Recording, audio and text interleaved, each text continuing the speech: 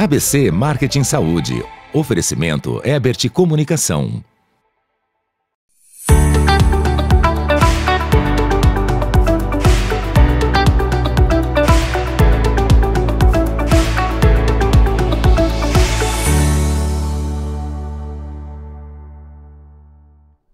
Bom dia, bem-vindos a mais uma edição do ABC Marketing Saúde pela Vesa TV. Como você sabe, toda semana a gente tem um encontro marcado para debater assuntos da área de marketing, comunicação, inovação, empreendedorismo dentro da área da saúde.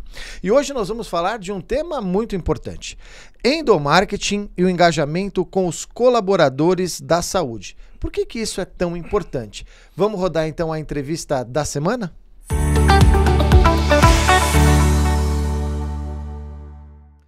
Para falar deste tema que é muito importante, como eu disse, cada vez mais, quando a gente fala de colaboradores, incentivo, engajamento, as ações internas, tenho a honra de receber aqui César Almeida. Tudo bom, César? Tudo ótimo, muito obrigado pelo convite, Bonetti. O César que é head da IEVO, uma solução digital para avaliação de feedbacks. Eu quero saber mais sobre isso. César, para a gente começar o papo, antes de a gente entrar na pauta, o que é a IEVO? Olha, a IEVO nós somos uma plataforma que trabalha a questão do desempenho. Então, tudo que envolve a gestão de pessoas e a jornada do colaborador, nós temos a ambição de auxiliar as empresas a serem a plataforma tecnológica para elas. Então, elas podem começar com a avaliação de desempenho, o feedback, a pesquisa em relação ao clima, ao desenvolvimento também de individual, que é o PDI. Então, tudo isso que compõe a jornada do colaborador é a sua relação do seu líder com ele e dele com a organização. Eu fico imaginando que assim, isso acaba tendo uma série de dados, né, de informações que vão resultar em mudanças em tomada de decisão. Exatamente. Esse é um dos benefícios de quando você utiliza a tecnologia, né? A tecnologia ela possibilita que você consiga tratar um volume absurdo de dados com velocidade.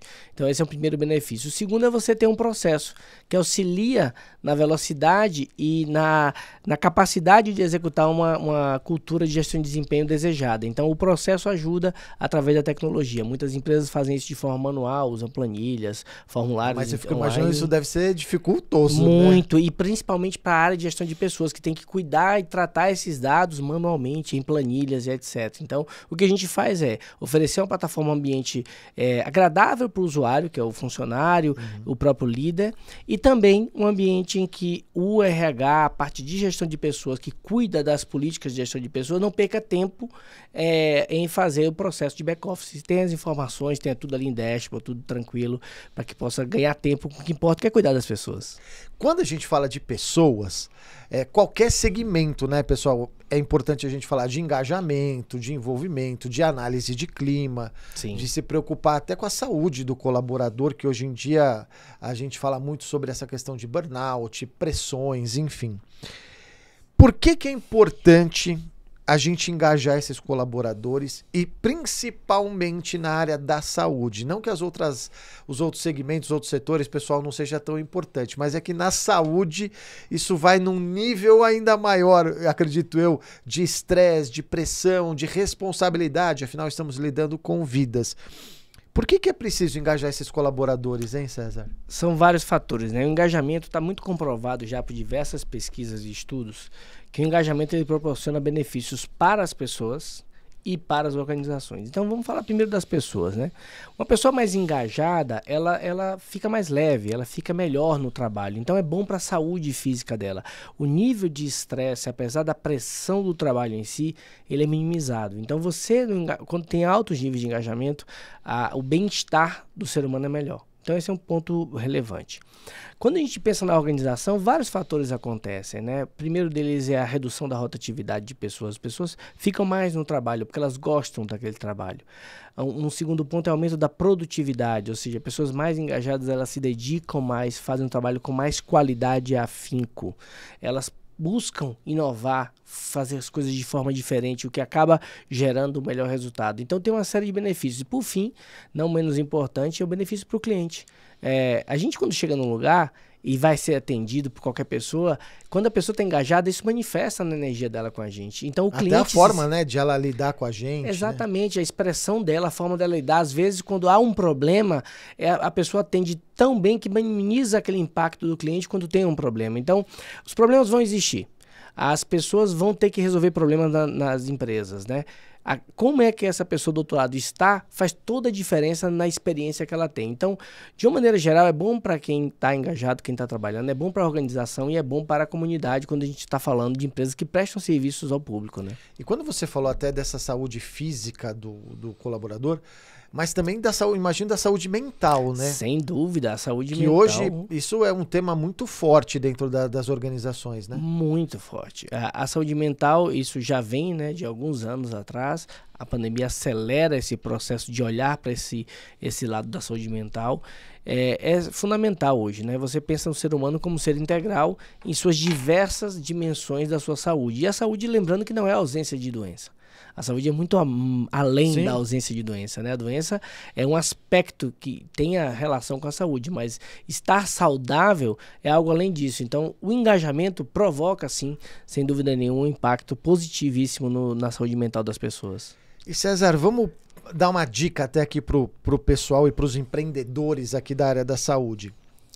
Como que as instituições podem começar a fazer isso? Obviamente que você deve ter aí todo o trabalho de comunicação interna, algumas ações de endomarketing, mas como começar? Principalmente para, de repente, quem ainda tem ações muito tímidas. E aí eu acho que, só complementando a pergunta, a questão de ter uma plataforma onde você tenha dados para poder criar projetos ou ações fica muito mais assertivo, né? Mas por onde começar? Eu acredito que não tem como começar a falar isso sem ouvir as pessoas. Então, não dá para começar a pensar em cuidar das pessoas sem saber o que elas estão pensando. Então, o começo é escutar as pessoas. Através de que mecanismos? Aí você vai escolher um mecanismo que combina com a sua organização. Se vai ser uma pesquisa de um determinado tipo de aspecto, com pesquisa de engajamento, pesquisa de clima, pesquisa, etc. Você tem as próprias conversas, né, diretas que os líderes têm com as pessoas e têm feedbacks. Você tem, por exemplo, a avaliação das pessoas que resolvem deixar a companhia. Por que elas estão saindo? O que elas estão dizendo na hora de ir embora para vocês? Esse é um outro aspecto importante. Então, coletar o maior número de informações para saber o que a gente faz primeiro, porque as demandas provavelmente serão múltiplas. Olha, a gente tem um monte de coisa que a gente precisa atacar, precisa mexer na política de benefício, política de remuneração, precisa tratar o ambiente, a gente precisa questão da liderança, mas qual que está mais pegando agora? Já que os recursos são limitados, uma boa maneira de começar é fazendo um bom diagnóstico, porque aí, assim como na saúde, né, se você não faz um diagnóstico bem feito, sim, você vai fazer um tratamento inadequado e o paciente não vai curar. Então você precisa fazer um diagnóstico bem feito. E esse diagnóstico é na medida do que a organização consegue fazer. Tá? O feito é melhor do que perfeito. Então, o que diagnóstico a gente pode fazer? O primeiro passo é o diagnóstico. Feito isso, aí vamos estabelecer as prioridades e os recursos que a gente tem. E a gente começa por onde? Eu acho que essa é a dica que eu daria para quem está pensando em fazer algo a respeito. É interessante você falar sobre isso, porque uma vez, quando eu tinha a agência, muito tempo atrás, teve um cliente nosso, não era da área da saúde, mas era um cliente que pagava até o 14º, 15º, 16º salário e havia uma insatisfação, sim, dos colaboradores. E era uma coisa... E ainda ajudava com escola, enfim. E, na verdade, o que os colaboradores queriam não era mais nenhuma remuneração financeira, mas sim de reconhecimento e de espaço para desenvolvimento de suas ideias. Exatamente. E eu fico imaginando que as gerações, né, vêm mudando nos seus anseios e, às vezes, não ser necessariamente apenas um anseio financeiro, né? Exatamente. E o momento da organização, isso vai mudando. É dinâmico, mudando, né? Não é uma coisa estática. Não é uma... Você tira a fotografia hoje, mas o filme está acontecendo. Amanhã a fotografia já é outra, porque a vida é um filme, a coisa está rolando. Tem uma organização muito interessante que ela faz uma pesquisa anual de engajamento. E aí a empresa começou a crescer, abrindo diversas unidades da área de saúde, e aí eles perceberam, começaram a promover novos coordenadores e gerentes para as unidades novas, de dentro do quadro. E eles perceberam no ano seguinte que um número, que é o número ligado à justiça, né, se as pessoas sentem que o ambiente é justo, que as coisas são justas, meritocráticas, caiu. E caiu por quê? Se eles estavam justamente promovendo o público. Aí eles foram a fundo e descobriram que as pessoas não estavam achando o processo transparente. Então eles mudaram a política, ao invés de ser uma indicação do gestor, passou a ser um processo seletivo interno. Isso fez a diferença, que as pessoas falaram, não, agora se eu acho que eu estou capaz, eu me candidato e eu vou participar do processo seletivo e vai ser escolhida a pessoa que vai ter o melhor perfil. E a que não foi escolhida, tem o feedback por quê. Isso mudou completamente no ano seguinte, quando eles rodaram a pesquisa de novo, a taxa de justiça voltou a subir.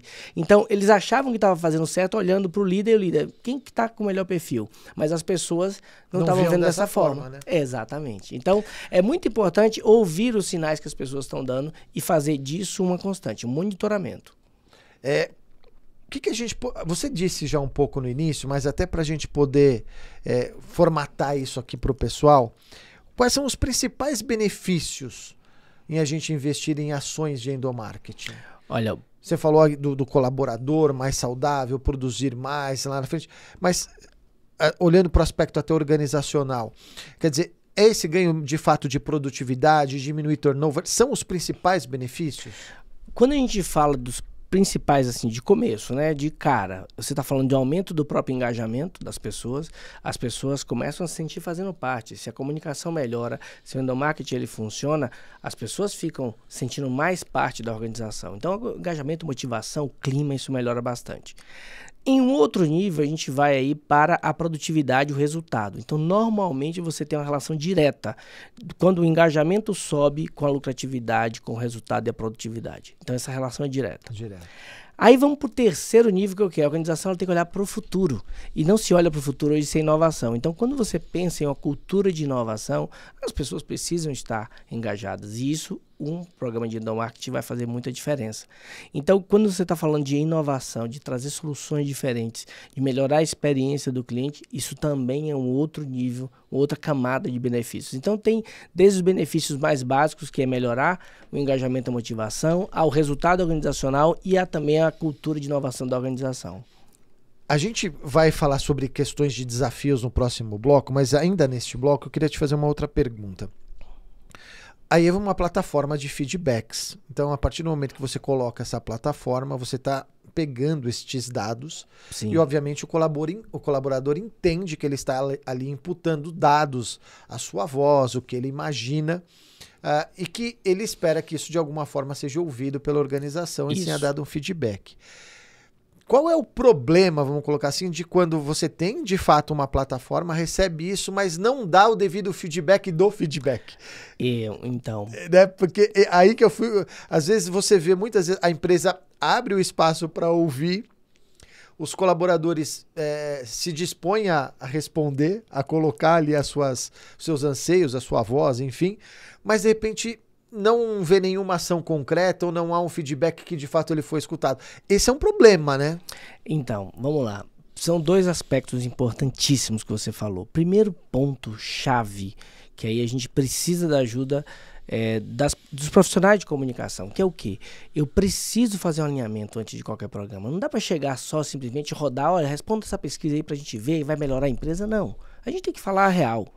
Muitas organizações que eu já atuei, a gente tinha muito cuidado de chamar as pessoas e fazer uma reunião e olhar no olho e dizer, não vai mudar de um dia para noite. Cultura não se muda de um dia para noite. Porque não é tão simples, né? Não é simples. Mudança de cultura organizacional entre a desejada e a que eu tenho hoje, a depender do hiato disso aqui, isso pode demorar anos. Isso não vai demorar meses, vai demorar anos. Em geral é o que mais leva. Exatamente. Né? 1, 2, 3, 4 anos. Exatamente. Uma grande empresa da área de saúde que eu conversei com a VP de RH um tempo atrás, na área de varejo, ela me falou que depois de 3 anos eles começaram a ver algum resultado. 3 anos, eles começaram a enxergar na ponta as mudanças que eles planejaram 3 anos atrás. Então, primeira coisa é essa, é calibrar a expectativa. Então, vamos alinhar que a gente agora vai passar a ouvir, vai fazer isso com frequência e vamos caminhar juntos.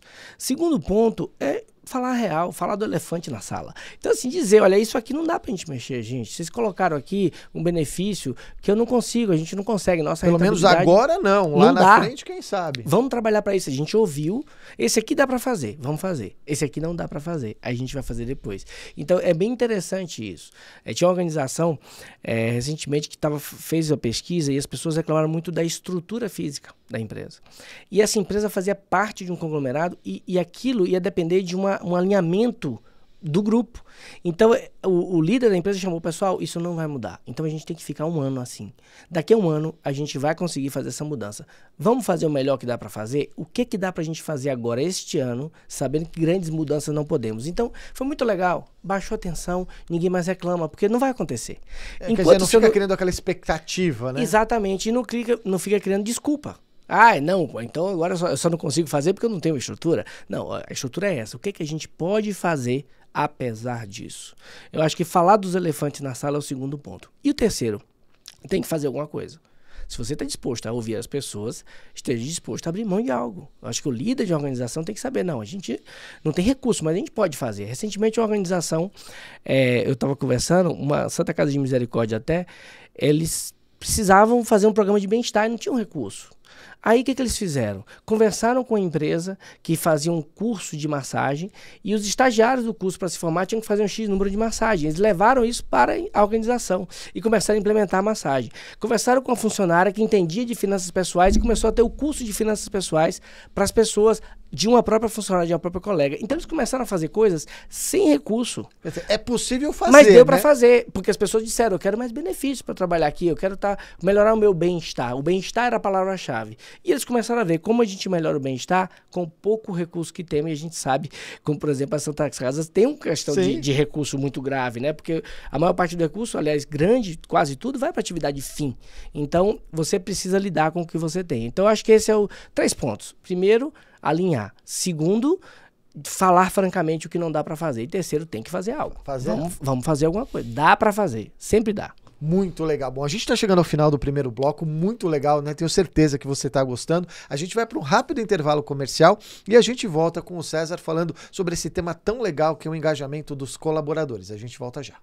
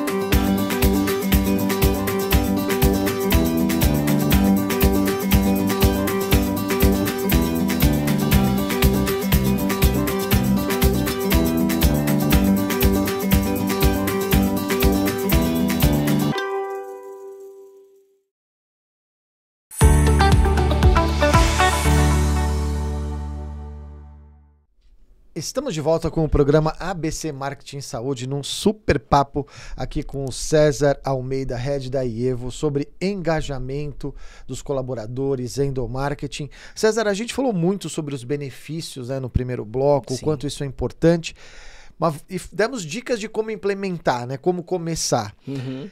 Mas, na tua opinião, quais são os principais desafios na hora de implementar essa estratégia de engajamento, ações de endomarketing? Até como você falou, eu fico até imaginando aqui, né? Às vezes demora e o imediatismo dos líderes ou do board de querer ver o resultado. Mas quais são os principais desafios, na tua opinião? Olha, vamos pensar, né, na área de saúde especificamente, um dos desafios que eu vejo é a multiplicidade de contratos de trabalho, né? Você tem profissionais que trabalham em diversas organizações. Essa é uma questão bem desafiante. Porque diante disso, o desafio dos principais é a mudança de cultura. E a mudança de cultura leva tempo, como a gente falou há pouco. Então, se eu tenho uma necessidade de levar tempo na mudança de cultura e eu tenho profissionais que têm contratos, digamos assim, não tão sólidos com a organização, isso é um desafio, né? Isso é um desafio. Segundo ponto é que, às vezes, essa multiplicidade de contratos pode gerar um excesso de carga de trabalho. Então, essa pessoa já está, né, às vezes, over, né, da sua capacidade, ela está acima da sua capacidade. Então, é interessante também notar esse aspecto. Eu diria também que um dos pontos assim, chave é a falta de preparo das lideranças, né? Nós precisamos olhar com carinho para os líderes, porque muitas vezes essas pessoas não têm responsabilidade pelo papel que ela está fazendo, no sentido de quê? De que elas, não é que elas não são responsáveis por serem líderes, mas é porque elas não tiveram a preparação adequada para aquilo. Eu me lembro que eu conversava com um profissional, por exemplo, da área de enfermagem e não se estudava liderança, mas quando ela entrou no hospital a primeira vez, ela assumiu uma equipe de X técnicos para liderar. Então ela virou líder no primeiro dia de trabalho, sendo que ela nunca tinha sido preparada para aquilo.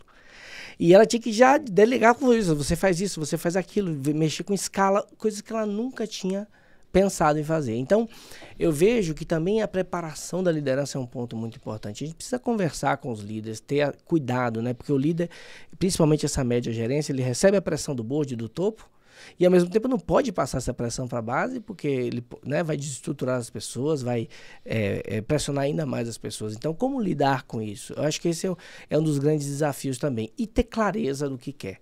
Eu acho que esse é um ponto-chave. Qual é a cultura? Mas isso é fácil para o board ter essa clareza? Até olhando ali para a câmera, é fácil ter essa clareza?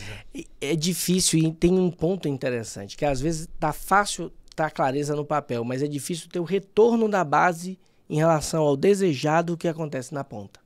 Então, esse é um ponto importante. Como que eu gero uma comunicação do que está acontecendo na minha organização para que o board tenha clareza de fato o que está acontecendo. E aí eu posso implementar ações de mudança efetiva. Então, por exemplo, as pessoas... eu quero uma organização que seja aberta, que as pessoas participem, dê ideias. E a gente cria um programa para incentivar isso e tem pouca participação. Mas é o que a gente quer, a gente está aberto, as pessoas, né, reclamam. Mas por que as pessoas não vêm? O problema delas não. Elas precisam criar um ambiente, a gente precisa estimular, precisa conversar com elas. Então, eu acredito que é muito importante que a liderança entenda o que está acontecendo na organização para poder ela fazer as medidas para chegar lá. Entendi. Outro ponto aqui importante, quando a gente fala dessas estratégias de endomarketing, é que você falou até da criação de um ambiente saudável. Sim. Hoje, como a gente até comentou, do que as pessoas buscam isso dentro do seu local de trabalho. Como que essas estratégias podem ajudar na retenção de talentos na área da saúde? Porque quando a gente fala, às vezes, de um turnover muito alto, isso é complicado até para você implementar cultura, sim, difundir, chegar nesse nível de qualidade, né? Você falou aí, às vezes, o exemplo de 3 anos, se você vai tendo turnover, como é que você vai pavimentando esse caminho? Como isso pode ajudar na retenção dos talentos? Ajuda muito, né? Quando você pensa nas estratégias de endomarketing e olha para o que acontece quando elas são bem implementadas, você aumenta que as pessoas queiram ficar, né? Elas ficam, as pessoas querem continuar fazendo parte. Então, de vários aspectos ajudam nisso, né? Os benefícios que a organização oferece, sem dúvida nenhuma, ajudam. Você tem a comunicação que a organização oferece, porque quando você tem empresas, por exemplo, que trabalham com turnos, escalas, etc., a informação chega para a pessoa, de repente, na folga dela, ou no contraturno dela. E como é que eu faço, então, para me comunicar bem com essas pessoas? Então, eu não posso mais pensar na comunicação, passo para o líder passa para a equipe. Eu tenho que pensar em múltiplos canais, né? As organizações estão criando... inclusive, até na área da saúde, porque vamos pegar assim, um hospital, são muitos turnos, exatamente, são locais diferentes, às vezes não tem acesso a um computador, a um e-mail, é complicado isso, né? Eu tenho que pensar em múltiplos canais, eu tenho que pensar tem organização que faz desde SMS a podcast. Então, assim, eu tenho que pensar em um monte de forma de chegar até as pessoas. Se a pessoa não escutou, é porque eu não disse. Então, eu tenho que tentar fazer isso. E o líder, ele é muito mais um curador da comunicação do que um emissor da comunicação. Ele é muito mais responsável para ser aquela pessoa em que eu faço o cheque. Olha só, eu tô na dúvida disso aqui, como é que eu resolvo? Então, o líder tem muito mais esse papel na comunicação. E as estruturas de comunicação eu tenho que refletir.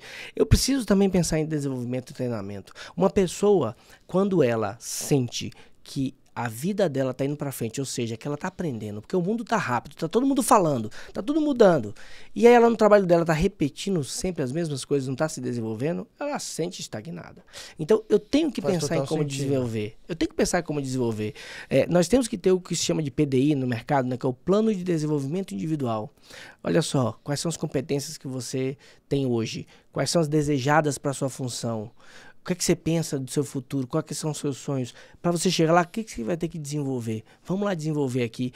Hoje tem muito conteúdo gratuito. Eu não estou falando de pegar um programa de desenvolvimento da organização. E sim, o ser humano colaborador, né? Ter o seu plano ali, o seu protagonismo junto com o RH, junto com o seu líder, mas despertar esse protagonismo nas pessoas e a gente ajudá-las. Olha só, o líder como mentor, porque normalmente o líder já percorreu aquele caminho para aquelas habilidades. Então esse é um outro aspecto que eu acho relevante. E um outro ponto também assim que eu não podia deixar de falar é o processo de integração e onboard. As pessoas precisam fazer uma integração bem feita na organização, ou seja, elas chegarem, conhecer as pessoas, entenderem o que é que a organização faz, e o onboard, né, a chegada dela ali, ela entender os papéis. Até também entender em que momento a empresa está e para onde ela está indo, né? Porque às vezes a empresa está passando por uma mudança de rota, ou um problema momentâneo. Sim. Né? E é o que você falou, sendo claro e real, o colaborador vai saber e vai poder, olha, quero caminhar junto com você ou não, né? Exatamente. Tem que ter essa clareza no onboard. Então, tem que gastar o tempo necessário para a pessoa se sentir parte daquele negócio e estar na mesma página. Se você tem uma rotatividade grande, é ainda mais importante. Agora, não adianta fazer o que a gente chama, né? Uma grande amiga, Ana Carol, ela fala do kit onboard de ostentação. Quer fazer aquele onboard maravilhoso, uma squeeze maravilhosa, um monte de presentinho e, na real, a pessoa não ser bem tratada. Então, tem que ter coerência. Não precisa fazer kit onboard de ostentação. Eu não preciso mandar para casa da pessoa uma mega cesta de boas-vindas. Eu preciso fazer com que ela se sinta acolhida dentro da organização. Isso faz muito, mas muita diferença mesmo. E quando a gente fala disso, foi até importante você falar que você falou até de algumas questões de ideias, né? Que está gratuito, ou como você falou, de buscar soluções. Isso serve para qualquer tamanho de organização, né? Desde uma pequena clínica a um grande hospital. Porque às vezes quando a gente está falando disso, parece que a gente só está falando das grandes organizações. Mas isso serve para pequena, para que ela possa crescer e evoluir também, né? Com certeza, não tem dúvida. Não, e principalmente quando você fala de saúde, as questões ligadas à saúde. Tem custo isso tudo, mas o que é que eu posso fazer diante do que eu tenho de realidade para poder gerar resultado? Tem um exemplo muito interessante do laboratório SEIB, esse é contado pela doutora Janete, que é a fundadora, em que ela foi para um enterro, sepultamento do pai de uma colaboradora. E aí, nesse sepultamento, ela perguntou o que aconteceu. A empresa era pequena na época, tinha poucas unidades. E aí a colaboradora disse que tinha sido um câncer e tinha sido descoberto recentemente, tipo 3 meses. E ali naquela hora ela falou assim, nossa, nós somos uma empresa de saúde, fazemos diagnóstico e um pai de um colaborador nosso morreu porque não fez um diagnóstico. Tinha uma coisa errada, não bateu. Não batia, né? Imediatamente ela soltou uma política naquele dia, passou para o RH que todos os familiares, pais de funcionários teriam direito a um check-up anual, uma bateria de exames anuais.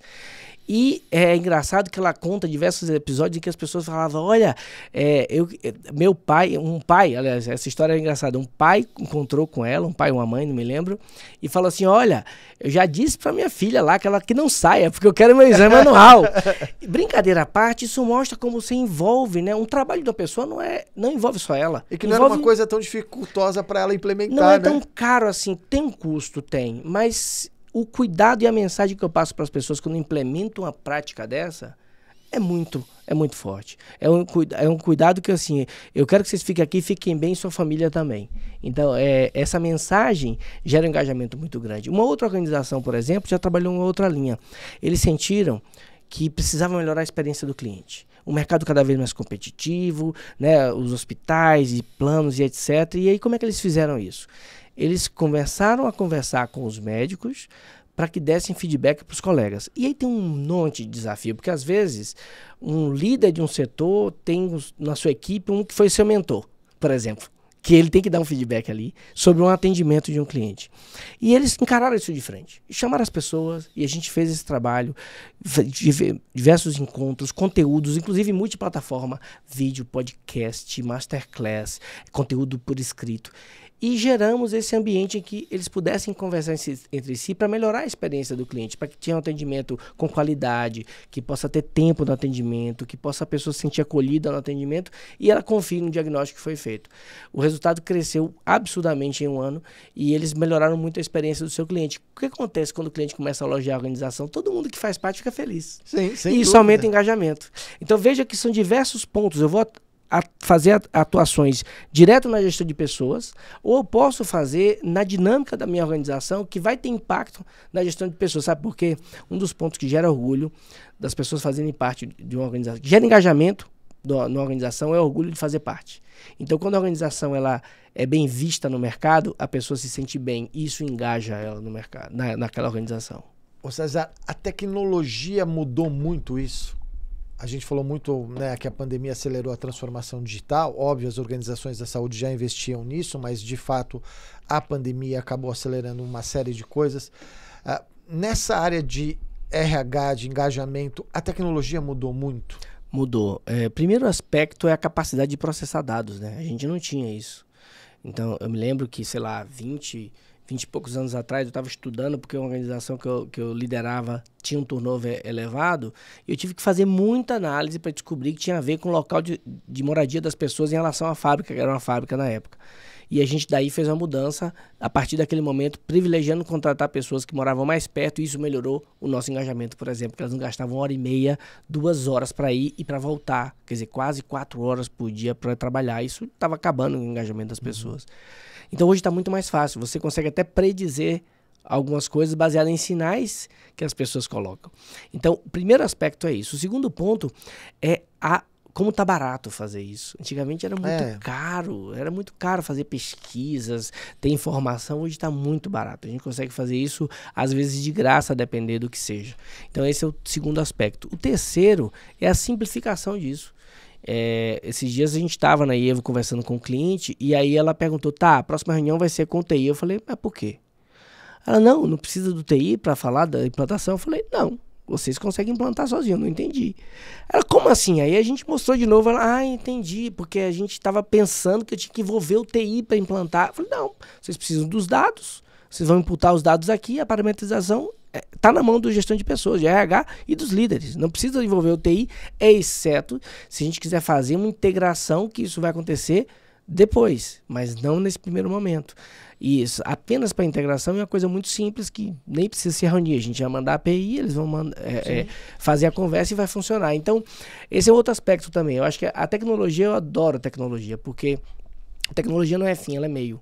E como meio, ela está cada vez mais poderosa para a gente poder, de fato, cuidar do fim, que é cuidar das pessoas. Acho que esse é que é o X. Muito legal. Bom, a gente está chegando no final do nosso segundo bloco. Muito legal o papo. A gente ainda vai ter aqui o César no terceiro bloco. Mas como você sabe, no último bloco a gente tem o quadro Comunicação e Saúde e também um pouco das notícias do mercado. A gente volta já.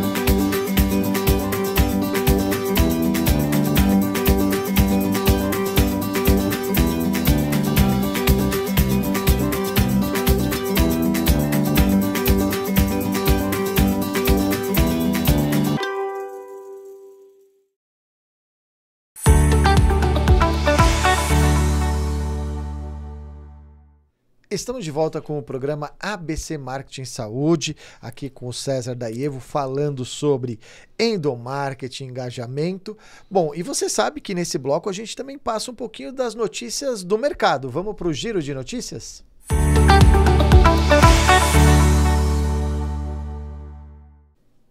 Veleda lança linha de saúde capilar.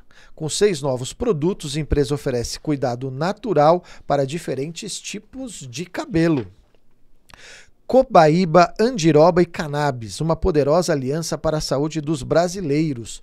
O uso terapêutico destas substâncias revela-se promissor para o bem-estar e saúde da população brasileira. Tem matéria completa sobre estes temas lá no portal da ABCcom, abcdacomunicação.com.br. São mais de 55 notícias diárias sobre o mercado de marketing e comunicação e com uma editoria especial de marketing em saúde. César, a gente estava falando aqui, né, dos desafios e tudo mais. A pandemia foi um desafio, a hora que os colaboradores tiveram que ir para casa, ficar ali fechados.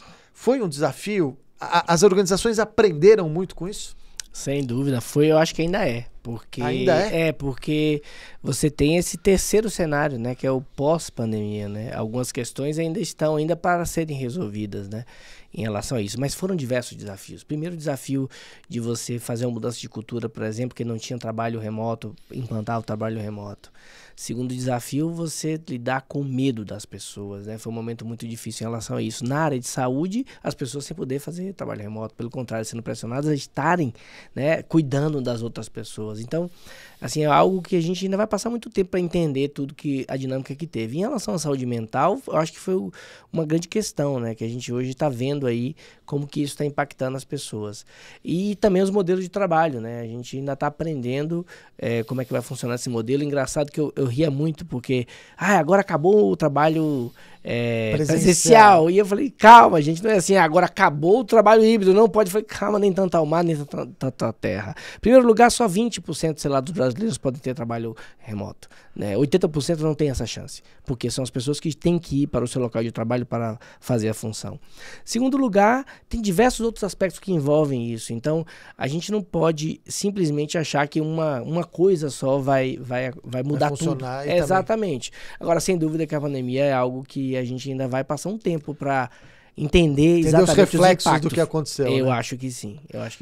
Bom, a gente vai continuar aqui com o César, mas como você sabe, a gente tem sempre toda semana o quadro Comunicação na Saúde com o pessoal da Ebert Comunicação. Vamos ver o que eles trazem pra gente nesta semana?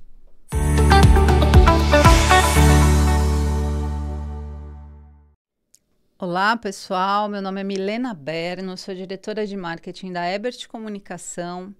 E a gente está aqui mais um dia gravando Comunicação na Saúde, esse quadro que vem para orientar as clínicas, os hospitais, os negócios na saúde a se posicionarem no mundo digital. Hoje eu vou falar sobre 5 passos fundamentais quando você pensa numa estratégia de marketing, né? Muitas vezes a clínica ela não sabe muito bem por onde começar, o que fazer quando ela pensa em investir em marketing, né? Hoje se entende que não é possível mais você ficar de fora do mundo digital. As empresas precisam aí estar nas redes sociais, precisam aí estar se posicionando, gerando autoridade no mundo digital. E por onde a gente começa? Né? Então, hoje eu vou dar 5 passos fundamentais aí para você começar a traçar uma estratégia de marketing digital aí para sua clínica ou para o seu empreendimento de saúde. O primeiro passo é o planejamento. Tudo começa no planejamento, né? Então, o que a gente quer atingir? Qual é o nosso objetivo? Dentro desse planejamento, baseado... A gente começa no inverso. Então, eu começo pelo objetivo. Ali do objetivo eu venho destrinchando. Onde eu quero chegar? Quanto eu posso investir mensalmente? Eu consigo fazer isso internamente? Eu preciso de uma agência para fazer isso? Eu preciso contratar uma pessoa interna? Né? Qual é o custo que eu vou ter com isso? E onde isso vai me levar, né?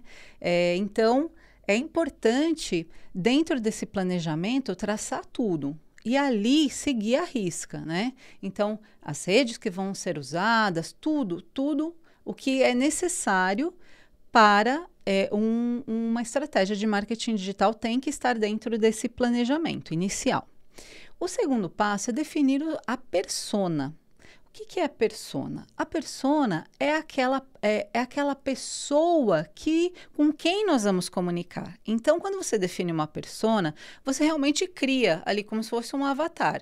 Você dá nome para essa persona, você começa a entender mais profundamente, né? Não apenas dados demográficos, né? Porque antigamente a gente usava muito dados demográficos, dados geográficos. É importante, obviamente, os dados demográficos. Então, assim, são mais mulheres, são mais homens? Qual é a idade desse homem, dessa mulher, né? Mas, quando você define a persona, você entende mais profundamente quais são os gostos dessa pessoa, que tipo de restaurante ou que tipo de passeios, né? Essa pessoa é casada, é solteira, ela tem filhos, ela não tem, né? Que trabalho, qual é o trabalho dessa pessoa, né? Quais são os gostos mais pessoais dessa pessoa, né? Qual o tipo de site que ela acessa? Então, quando você cria a persona, você entende mais profundamente. Por que de tudo isso? Porque você vai saber como se comunicar com essa pessoa, né? O tom de voz que você vai usar. O que é o tom de voz? O tom de voz é a maneira como você fala, né? Você fala de uma forma mais formal com essa pessoa, né? Você fala de uma forma mais despojada com essa pessoa.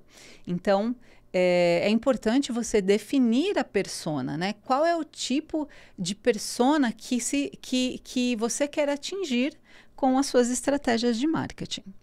O terceiro passo, super importante também, é definir os canais. Por que é importante definir os canais de comunicação? Porque muitas vezes a nossa persona, ela não está em todas as redes sociais, né? Muitas vezes, dependendo do nível ali da idade ou dos gostos, ela vai acessar mais um Facebook, ela vai acessar mais um Instagram, ela vai estar no TikTok, ou ela vai estar no LinkedIn, né? Ou ela acessa mais o YouTube. Então, definindo os canais, veja bem, lá dentro do seu planejamento você definiu o seu objetivo de negócio, né? A verba que você vai investir. Depois você definiu quem é a persona que você quer atingir. Você, com essas informações, você vai lá e define os canais que você vai atuar. Ou seja, você fala assim, então eu vou pegar a minha verba e eu vou fazer vídeos para o YouTube, né, com conteúdo mais informativo, porque a minha persona gosta de conteúdos mais informativos. Não, eu vou fazer vídeos para o TikTok, porque a minha persona se identifica mais com as redes sociais, com a rede social TikTok. Né? Ou eu vou fazer um conteúdo mais relevante ali para o Instagram, né? Um Reels, enfim, você define os canais. Passado essa fase, vem a quarta fase, que é fazer o conteúdo. A gente precisa fazer conteúdo relevante, né? Hoje a internet é um mundo de informações e tem muita coisa que não é interessante ali. E quando a gente quer ser autoridade em um assunto, né? Você definiu ali um assunto que você vai trabalhar nas redes sociais, você precisa ser autoridade naquele assunto. E para você ser autoridade naquele assunto, você tem que entregar um conteúdo que vale a pena ser visto, que vale a pena ser seguido, que vale a pena ser assistido, porque tem muita concorrência, né? É um mar de informações. Então, é necessário que o conteúdo seja bom. Né? Quando você entra numa rede social e você decide seguir, por exemplo, no Instagram, você vê lá um conteúdo, né? E de repente você decide seguir aquela empresa ou aquela pessoa. É porque você viu que tem conteúdos ali que valem a pena, que de repente pode ser um conteúdo de consulta, né? Que você pode querer ver futuramente, onde você deixa ali salvo, né? É interessante. Então, você precisa gerar um conteúdo que seja realmente relevante para a sua persona, para o seu público-alvo. O quinto passo é você fazer ações de marketing contínuas. Ou seja, você estar sempre presente nas redes sociais, né? Você precisa ter ali uma constância de postagens, você precisa se comunicar através de e-mail marketing. Então, você cria ali uma newsletter, de repente, com esses conteúdos que você gerou para as redes sociais podem ser usados nessa newsletter, e você informa isso através de e-mail marketing. E nisso você vai gerando uma conexão com o seu público, né? E assim você vai se posicionando digitalmente e atingindo com o tempo ali, né? O trabalho de SEO, um trabalho de ads, né? Você vai atingindo ali um número maior de pessoas que vão se engajando com a sua marca e vão gerando novos negócios. Tá bom? Essa foi mais uma dica aqui da Ebert Comunicação, aqui para o nosso quadro Comunicação em Saúde, e a gente se vê no próximo programa.